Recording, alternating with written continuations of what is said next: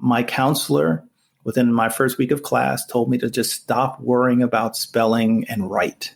Just write, and then we will deal with the spelling later. And I literally woke up in the middle of the night, after that conversation, and wrote my first poem. And it's something that I've been really thinking through recently, is how I think so many of us are waiting for someone to sort of give us permission to be our whole selves. Welcome to Tilt Parenting, a podcast featuring interviews and conversations aimed at inspiring, informing, and supporting parents raising differently wired kids.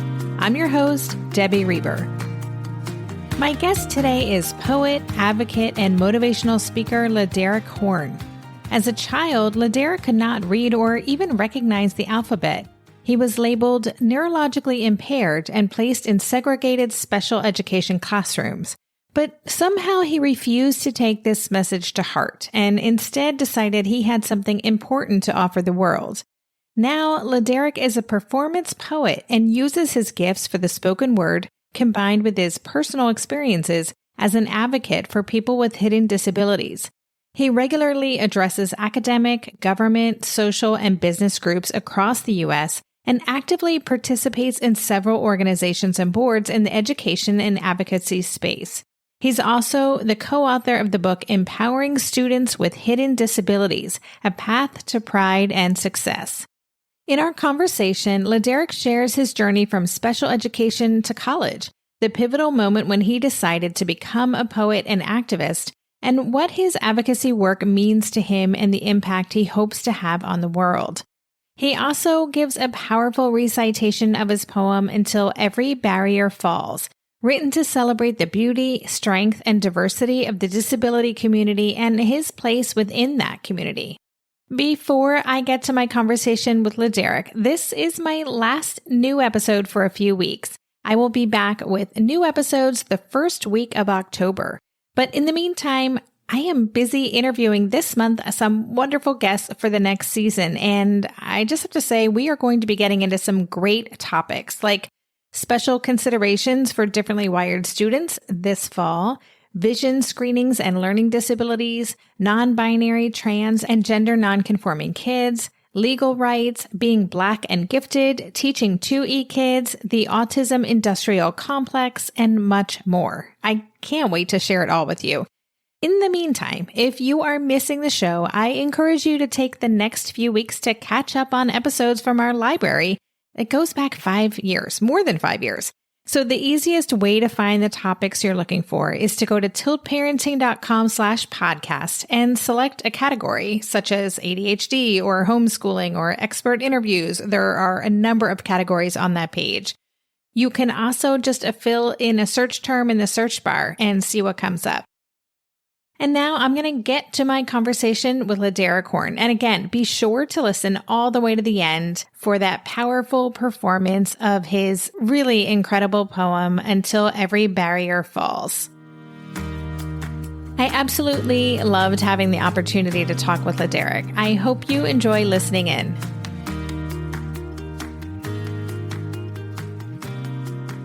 Hey, LeDerick, welcome to the podcast. Hey, Debbie, how are you? I'm doing well. I'm so excited to have you on the show and to just really make sure that my listeners are aware of the work that you do in the world. Some of them may have heard you speak at a summit or maybe a conference, but I would love if you could just start this episode by sharing a little bit about your story. Tell us a bit about how you came to be doing the advocacy work that you do and who you are in the world. Sure. So I'm an advocate for people with disabilities. My work primarily focuses in on education reform. I am really well known as a performance poet, and poetry has a key role in all the work that I do. I'm the co-author of the book, Empowering Students with Hidden Disabilities, A Path to Pride and Success. And I come to this work because I'm also a person who is dyslexic and learns differently. And I was first diagnosed when I was 9 years old. I'm from New Jersey, so my school district, when I was 9, recommended me being placed in a special education classroom. And it was a less than ideal setting. It was a very segregated setting. I spent 3.5 years at a classroom at the end of the hall. One of my saving graces was that I had a remarkable teacher, though. And her and our teacher's aide really invested a lot in all the students who were in that classroom.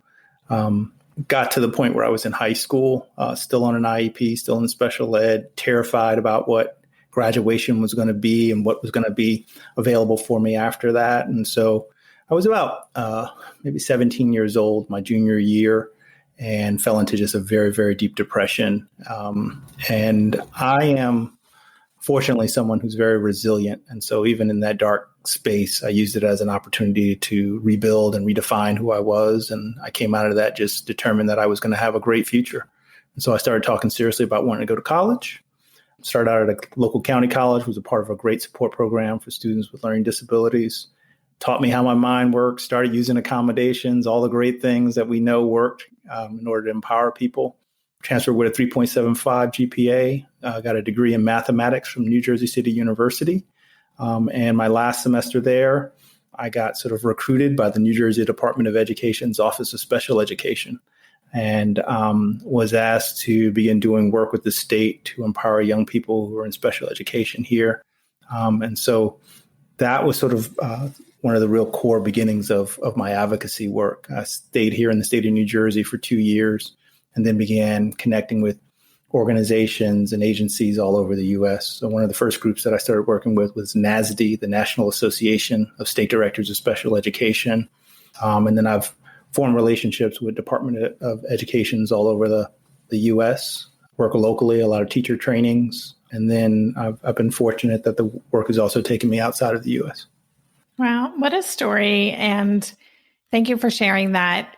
I recently talked with Jonathan Mooney, who I know that you've been very involved with the Eye to Eye. David Flink is a friend of the podcast. And what I hear in all of your stories is, first of all, is a teacher. There's always a teacher who plays such a significant role in one's life to help, especially when a child is being given the message through society or the systems that they are not good enough, not smart enough, there's something wrong with them. And I'm wondering, you said that you are a naturally resilient person. Do you feel that that's kind of how you're wired? I'd love to know a little bit more about that, because I think that is something we as parents who have kids that we want to see be able to make that leap of self-advocacy, and just knowing that there's so much more to who they are, that their label doesn't define them. Is there anything you can share more about that realization for you?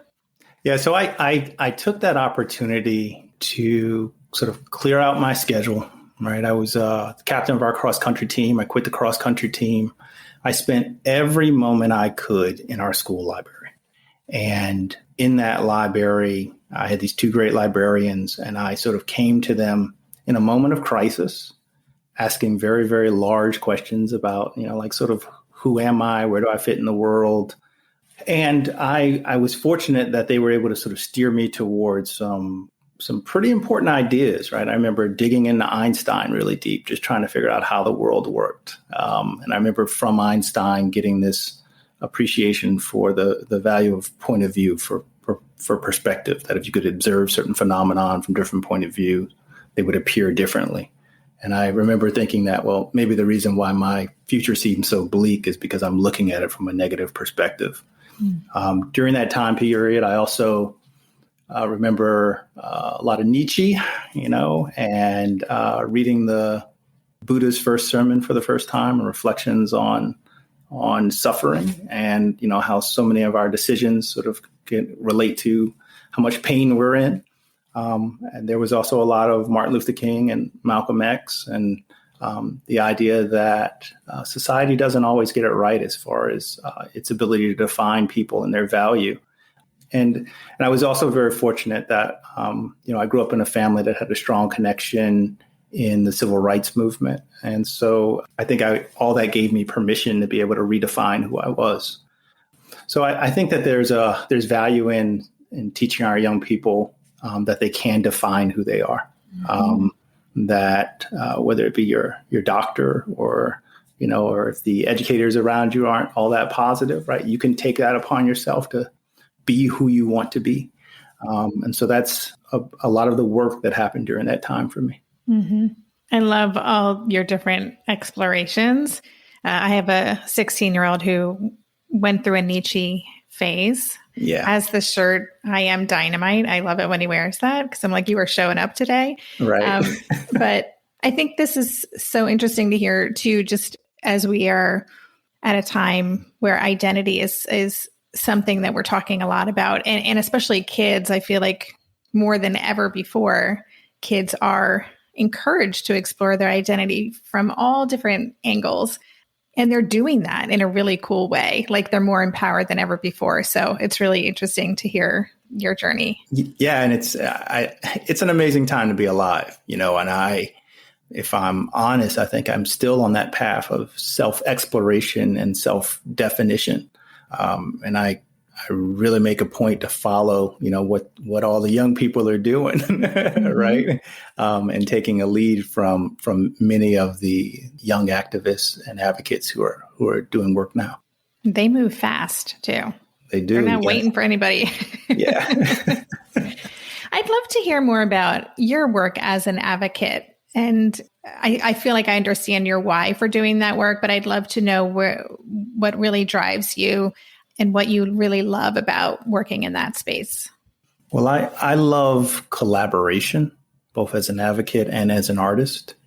And some of the more long-standing work that I've done has been in collaboration with education leaders. So one of the first things that comes to mind is that I want to say for maybe 13 years, I've been working with the state of Nevada's Department of Education. They have an incredible initiative there where they do a summit, the Nevada Student Leader Transition Summit. And the initiative initially began from a directive from their state director of special education, wanting to hear directly from young people who were in special ed about the quality of the work that they were doing. And so I remember, in our first few years, just sort of sitting in a room with a whiteboard and just talking to these young people, and getting direction from them. And what was amazing is that the state really took their input seriously. And what it has developed into over the years is that, we've been able to build a strong capacity for student leaders within the state. And so more recently, the state has hired, I think, about 25 of those young people to now go back into their old high schools. And they are directing teams of young folks on IEPs on how to run their own IEP meetings. And there's really a lot of data out there around how giving someone that agency while they're still young can really help lead to positive post-secondary outcomes. So that's one of the things that I'm really proud of. Through the book that I co-authored, we've been able to influence, again, a lot of educators, transition specialists, education leaders on the importance of identity, right? And making sure that we give our young people the experiences so that they develop a positive identity as students who might learn differently. And then overseas, I've been honored to work with an amazing school leader, Nancy Munye in Kenya. And Nancy has started a school, the Rare Gym Talent School, which is a boarding school for students with learning challenges, and began in a home. And now she's running an old motel, and the first floor is classrooms, and then there's places for the students to live on the second floor. And we've been working together to purchase a piece of land so she can build a proper school with the capacity to serve about 500 students. So that's some of the work that I've been involved in.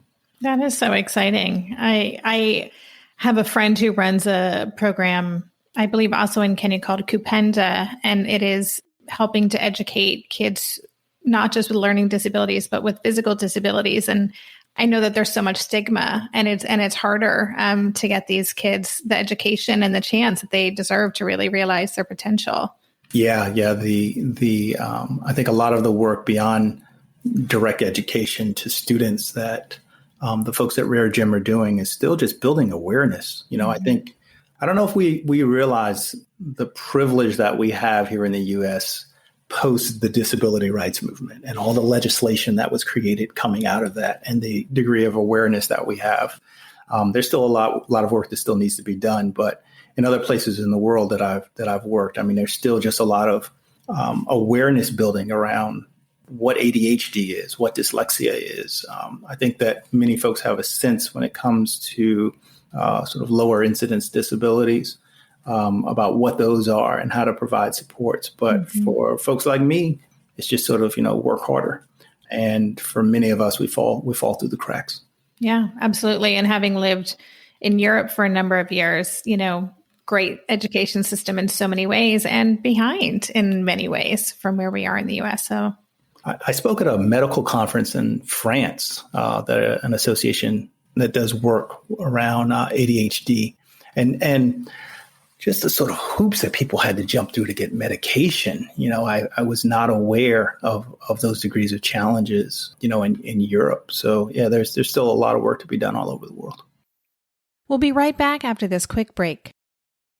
Maybe I've watched too many seasons of The Amazing Race, but every time I have to go somewhere on the subway, I treat it like a competition. It's all about making the right gut decisions about which route will get me there the fastest. Sometimes those decisions get me where I'm going early, and other times my gambles don't really pay off. Probiotics can't help with most gut decisions, but if your gut needs a little support, Ritual has your back. Their Synbiotic Plus, a 3-in-1 supplement, has clinically studied prebiotics, probiotics, and a postbiotic to support a balanced gut microbiome. I've been using Synbiotic Plus for about 6 months now, and it's become a core part of my morning routine. I take the mini capsule every morning while making my way through my inbox, whether I'm at home or I'm on the road, because it doesn't need to be refrigerated. And the capsule itself is delayed released, which helps it survive the harsh conditions of the upper GI tract for delivery to the colon, and that's exactly where we want it to go. Ritual invested in a study modeling the human colon, which showed that Synbiotic Plus significantly increased microbial diversity and the growth of beneficial bacteria.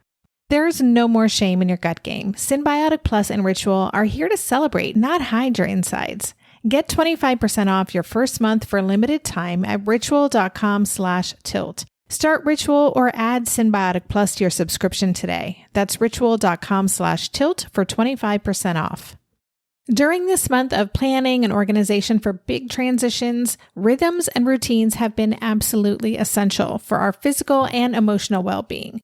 So Green Chef nights are reliably and predictably a good night. We know the ingredients will be fresh and prepped, the instructions easy to follow, and the meal delicious. We're all still talking about last week's turkey tacos with mango chimichurri sauce, refried beans, and Monterey Jack cheese. Green Chef contributes to a healthy lifestyle with easy and delicious menus like fresh seasonal salads and grain bowls. And with over 80 weekly meal and market options, plus rotating options to suit a variety of lifestyles, whether Mediterranean, plant-based, calorie-smart, keto, protein-packed, gluten-free, there are always plenty of options to choose from. Whatever you select, you'll get farm-fresh ingredients, organic whole fruits and veggies, and premium proteins, all delivered straight to your door. I love those 4 words. Straight to my door. Oh, and one more thing I love about Green Chef, they have an app, which means it's easy to manage meal preferences and delivery from your phone if you want to. And I, for one, want to. I am in that mode where I'm making the most of little moments like waiting in line at the pharmacy or for the F train to pull into the station to tackle all of those to-dos. So the convenience of an app is key for me. Green Chef has a special offer for Tilt listeners. Go to greenchef.com/tilt50 and use code TILT50 to get 50% off plus 20% off your next 2 months. That's 50% off plus 20% off your next 2 months when you use the code TILT50 at greenchef.com/tilt50. I think one of the most viral articles that had been posted on Psychology Today was entitled, "Why French Kids Don't Have ADHD." Wow. Of course, that was, rebutted, disputed. Eventually, not as many people read the follow-up article, of course, Right. But that's just how it goes. I want to hear a little bit more about just the education reform work. And I'm just curious, when you work with educators and with teachers and trying to make these changes, Is there a lot of resistance? Do you find that systems are open to feedback and wanting to do the hard work to make deeper, meaningful changes within the way that they run their schools? Yeah, I find that the people are very, very open. And particularly to hear the information come from someone who has lived experience. I oftentimes, before I do a teacher in service and I'm going to be sitting there with folks for 4 hours, I have to let them know, like, this will not be boring. Like, I know that that you maybe have had the experience of coming to these sort of events and, using it as a time to read the newspaper or check your email. But I promise you, we're going to be very engaged. And sometimes I do the Babe Ruth, I like point at the fences and say, I can promise you that someone will walk out of here and say that this was one of the most profound trainings that you've ever been a part of in your career. And again, I think a lot of it comes from me approaching this work as someone who has the lived experience. I have tremendous value in research. And I think part of my role is being able to share all that really quality research that's out there and doesn't make it to the practitioners who are actively in the field. But I'm also a storyteller and I'm an artist. And I think all of that makes for a very engaging way to be able to present this information. Mm-hmm. The challenge, though, is that we still live in a very siloed education system. So if I'm asked to come by, say, a director of special education, oftentimes they're going to put me in a room with all special educators, right? Mm-hmm. What I really get excited about are the opportunities where I get to talk to the entire school. All the students, all the educators, because we still, even in the 21st century, even at a time where we really push the creation of more inclusive schools, we still, have teacher education programs where regular ed, folks just don't learn that much about being able to provide a quality education for diverse learners. So what I wish there was more of an opportunity for would be to be able to talk to everyone, and so that's one of the things that I always push, like, hey, if you can get me in front of everyone, because you're all a part of the same school. Yes. As someone who speaks as well, I find that all the time. It's hard to get in front of the entire school, and it is the entire school's responsibility, the entire parent-student body. It's everyone's responsibility to shift these paradigms. But it is tricky or it's difficult to kind of advocate to get in front of those audiences. I want to talk about your work as a poet and your creative work, but I just have one more question about the education reform work. And I'm wondering where you see the biggest sense of urgency right now, or what is kind of the biggest thing that you're pushing for in terms of where we are on our journey? Where do you see the most energy? Does that make sense? Yeah, no, it does. So I'm the vice chair on the board of directors for the New Jersey Coalition for Inclusive Education. And we've just begun to start doing work outside of New Jersey. So I think being able to, one, recognize what we were talking about earlier, that many of our educators still need support in being able to work with all students. And then not just sort of throwing our hands up and saying, oh, well, but providing them the sort of coaching that they need so that we can have more inclusive schools. I have the experience of growing up and being mainstreamed, right? So spending a lot of time in that self-contained special ed classroom, and then someone saying, why don't you go out and try to perform in a regular ed math class, and just not even treading water, just being there for a while and not knowing what was going on and not having a teacher that really knew what was going on. And, and it's a no-win situation for anyone, right? The teacher hadn't been prepared. I hadn't been prepared. It was just sort of like, go in and try. So I'm working with the New Jersey Coalition for Inclusive Education because they do that direct coaching, that direct support for school leaders and in-class educators to supplement and support their education, their training, so that we can really build inclusive schools, really build them out. So that's one of the things that I'm really focused on. The other one is outside of education, is that I think we still need to do much more work to make sure that our workplaces are inclusive of all people. I think sort of coming out of 2020 and the challenges that our nation began to reckon with around criminal justice reform, there was a push for diversity, equity, and inclusion. And I think neurodiversity is a part of that conversation that honestly is still not at the forefront that it should be. Again, the intersectionality I think is really important. So being able to work with employers, right? I just did a talk with a foundation that brought together a group of maybe 30 arts organizations, medical facilities, financial companies. And, they billed me as a guy who was going to talk about disability. And I think everybody thought that it was just going to be a conversation about how to provide support for, like folks with wheelchairs who were coming in the front door. And my conversation began around, you are all employers. And part of the way in which we are inclusive is by ensuring that we employ a diverse workforce. And part of that conversation is people who are neurodiverse have other kind of challenges.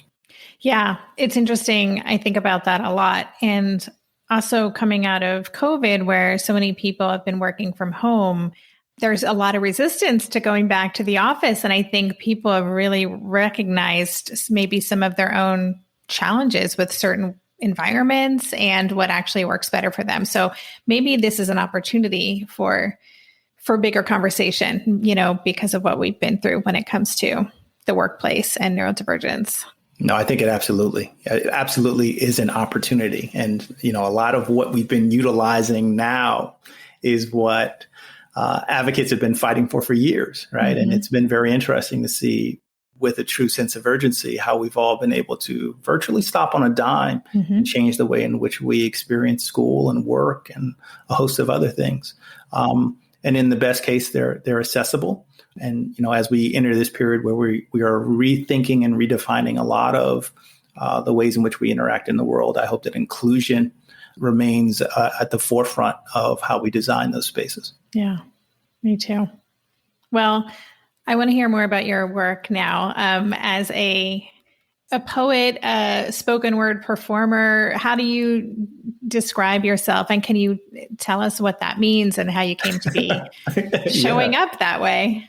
I'm a spoken word poet. Spoken word poet. Okay. Or a performance poet. I think that I have always been a poet, even when I was very young and didn't know the letters of the alphabet and couldn't spell very well. I've always enjoyed language. Also, I was in special ed with, a bunch of Black boys, and everybody wanted to be a rapper and an MC. And I was fortunate that a lot of my friends, I think, sort of recognized the latent ability to be a wordsmith that I didn't even recognize. But it was once I got to college, my first semester at Middlesex County College, I was a part of an excellent support program called Project Connections. And my counselor, within my first week of class, told me to just stop worrying about spelling and write. Just write, and then we will deal with the spelling later. And I literally woke up in the middle of the night, after that conversation, and wrote my first poem.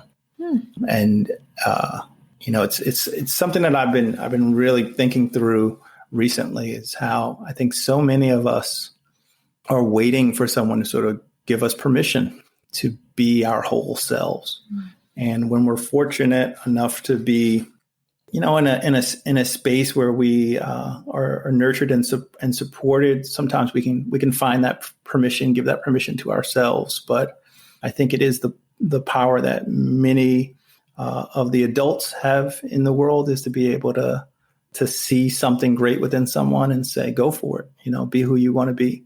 And so I began waking up in the middle of the night, writing my first poems. I remember going to Susan, was my counselor, going to Susan with a stack of these poorly written poems and saying, I think I'm a poet. She said, I think you're right. And I remember her playing for me Allen Ginsberg's Howl online. And I've been a fan of the Beats ever since.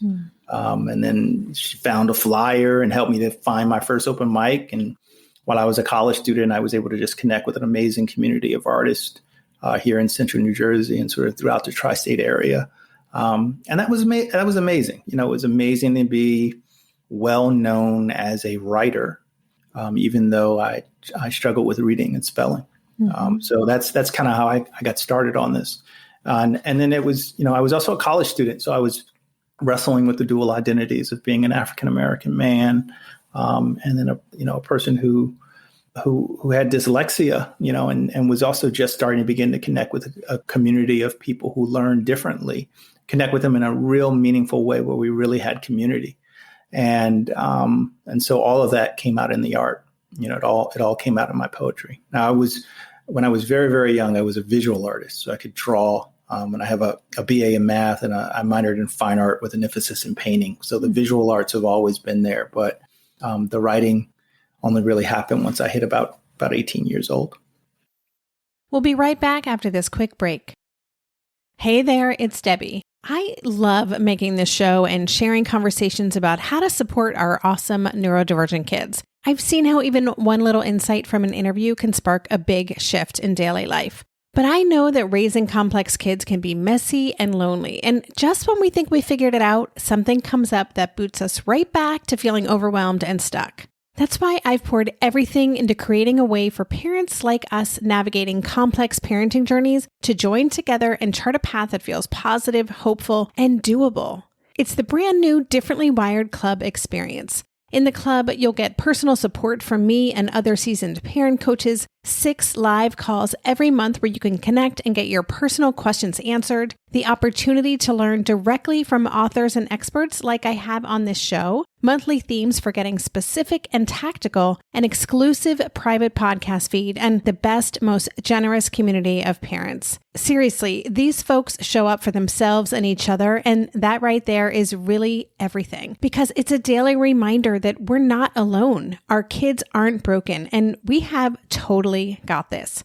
The recently rebooted Differently Wired Club is on a brand new platform with its very own iOS and Android app. It is such a great space. However you learn, whatever your style, no matter the ages, genders, and neurodivergent profile of your children, the Differently Wired Club can help you cultivate the positive shifts you're hoping for. Join us today by going to tiltparenting.com/club. That's tiltparenting.com/club. I hope to see you on the inside. Are you overwhelmed by the things that get in the way of you doing what you want to do? Are you looking for ways to simplify life to better align with your values? Do you want to create space in your schedule so you have room for more of the good stuff? Play, joy, relationships, gratitude, and more? If you answered yes to any of these questions, I invite you to check out Edit Your Life, a podcast to help you edit the unnecessary from your life so you have more room to enjoy the awesome. Through episodes with me, Christine Coe, and a range of super smart, compassionate, and thoughtful guests, you'll come away with big picture insights and practical ways to declutter your home, schedule, and mental space without getting bogged down by perfection. I have always believed that small moments and actions matter tremendously. My goal is to help you find agency and space in your life through doable baby steps that will leave you feeling accomplished instead of overwhelmed. Check out Edit Your Life wherever you enjoy your podcasts. And I'd love to know just kind of what you love about it, like the actual, what does it feel like to perform something that you've written in that way? I have a really good friend who's also someone that I collaborate with named Justin Wu. And I remember Justin telling me that when you do a performance poem, you are the writer, director, actor, and choreographer of a very small play, a very short play. So performance poetry pulls in just so many different forms of the arts. And then what it allows for is just very, very, hopefully very profound communication. Even this workshop, this training that I did for this foundation, and dealing with, these different industry leaders, that was one of their comments, was just how impactful the poetry was, Mm-hmm.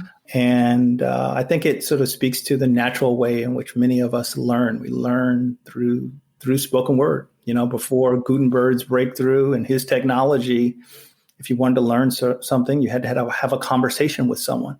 And actually, even the roots of hip hop, your first MCs were griots in West Africa, and the griot's responsibility was to sort of be a walking library where they would, in a very rhythmic way, communicate the history of their people.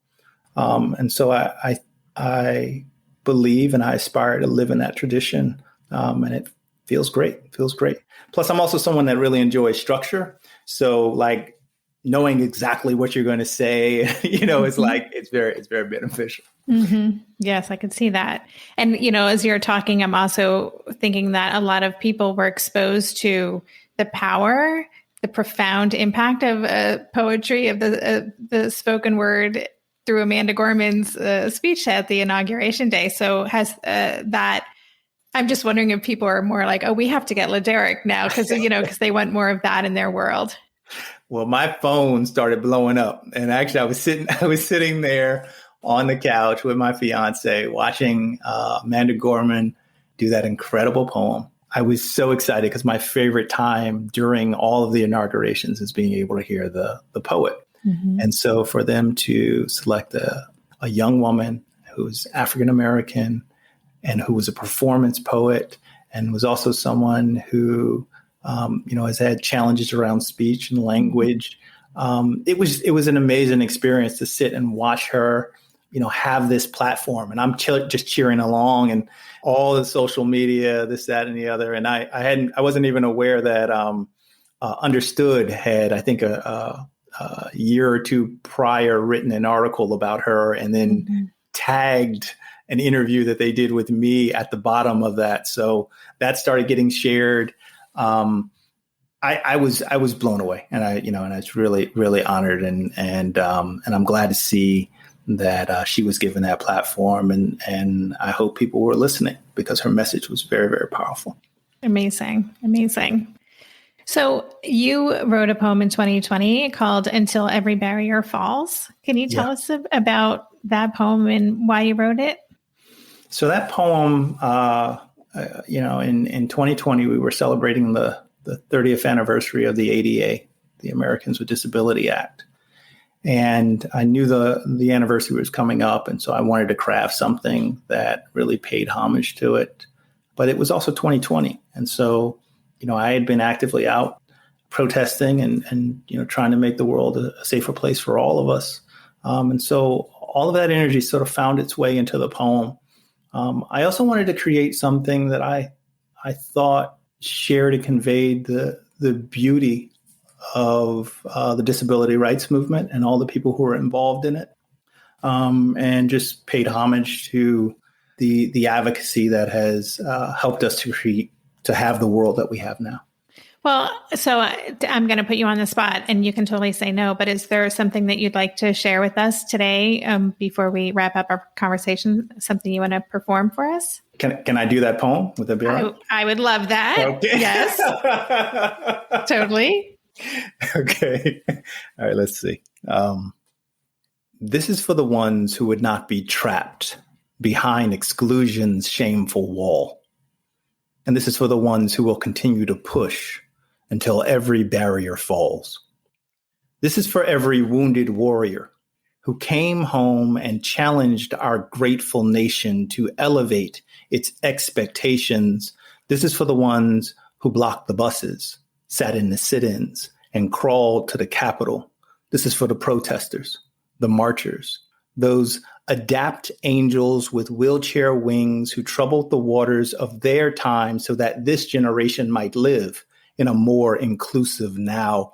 As I write this, all over America, monuments are falling, and only questions stand atop each empty pedestal. As I recite this, I hope an artist is listening and will respond with marble and bronze. But until then, Ed Roberts, Judy Heumann, this poem is for you.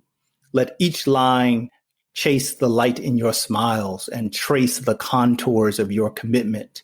Let these words salute those dedicated to the ideals that equality sprouts from the branch of equity. Independence is the flower that grows from access, and freedom is rooted in the soil of advocacy. This is for the ones who have embraced the reality that humanity is both fragile and mighty. And when we ask for help, it is not a sign of weakness, but instead is an indication of our determination. However you navigate, it is legit. This is for those who read with their eyes, ears, and fingertips. This is for the minds that dance and details, and the wide-eyed ones who remake the world with every thought they think. We are the river of innovation from which the whole world drinks. And who am I? I am a lover of words, left heartbroken by every spelling test. In school, my desk was in a classroom at the end of the hall, so this poem is for me too. Within me is the meeting of two movements. I am Black and blue. My disability is hidden, and I am the descendant of those who could not hide. I am your neighbor, your countryman, one of the poets that our nation has produced. And here is what I know to be true.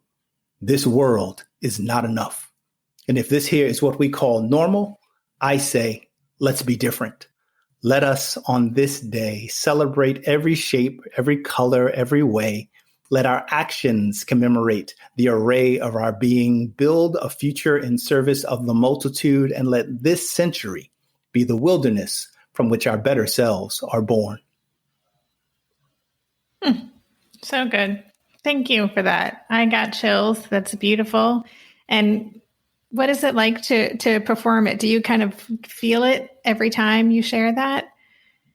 I do. I believe, and I was once told that poetry is about showing and not saying. And so there are images that come up in my mind as I go through each one of those lines. And if I'm doing my job well as a writer, then the audience is experiencing some of those images as well. And there's a lot in there. There are a lot of different layers. And then my buddy, Justin Wu, who I'd mentioned earlier, Justin and I went to DC in October and recorded an amazing video that just has, I think, very powerful imagery to help tell that story as well. Yeah. And listeners, I'm going to include a link to that on the show notes page so you can watch that video. Thank you so much. I really appreciate you sharing that. Before we say goodbye, I know that you are working on a video course for parents, and I want to hear a little bit more about that and also just how listeners can connect with you. Yeah, so within the book that I co-authored, Empowering Students with Hidden Disabilities, we developed within there a framework for identity development. I think one of the big challenges that a lot of our young people have is that we're wrestling with a lot of stigma. A lot of shame. And so we identified some key stages that we think are necessary to help someone move away from that shame to a point where they can have pride.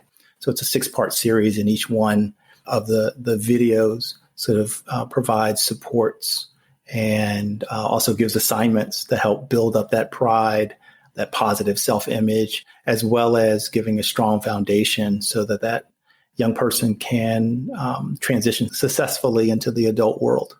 So I'm still working on it. And what I would encourage everyone to do is just to go to my website, LeDerick.com, sign up for my newsletter. You'll see that right on the homepage. And I hope within the next month or two to have it out. And then you'll see a link right there on the homepage with more details. That's super exciting. You're such a good, positive, presence in the world for our kids. I think, again, like you and Jonathan, and you guys are really trailblazers in so many ways. And it's so important for our young people to have you to look up to and to see what it can look like and how you can really create the life that you want. Yeah. Well, I appreciate that. It's a real compliment. And I'm hoping through your work and my work, we're also creating that next generation of amazing role models who are going to continue pushing forward. Yeah, I believe that. Child by child, family by family. And LeDerick, thank you so much. I really enjoyed this conversation. It's just been a pleasure to talk with you today. Thank you so much. Debbie, thank you so much. You've been listening to the Tilt Parenting Podcast. You can find links to all the resources my guests and I discussed on the detailed show notes page. Just go to tiltparenting.com/podcast and select this episode. If you love this podcast and want to help cover the cost of its production, please consider joining my Patreon campaign. For as little as $2 a month, you can help cover the cost of the hosting platform, editing, production, and more. Just go to patreon.com/tiltparenting to learn more. Lastly, please help this podcast stay visible and easily found by subscribing and leaving a rating or a review on Apple Podcasts. Thanks so much for considering. And that's all for this week. Stay safe, stay well, and take good care. And for more information on Tilt Parenting, visit www.tiltparenting.com.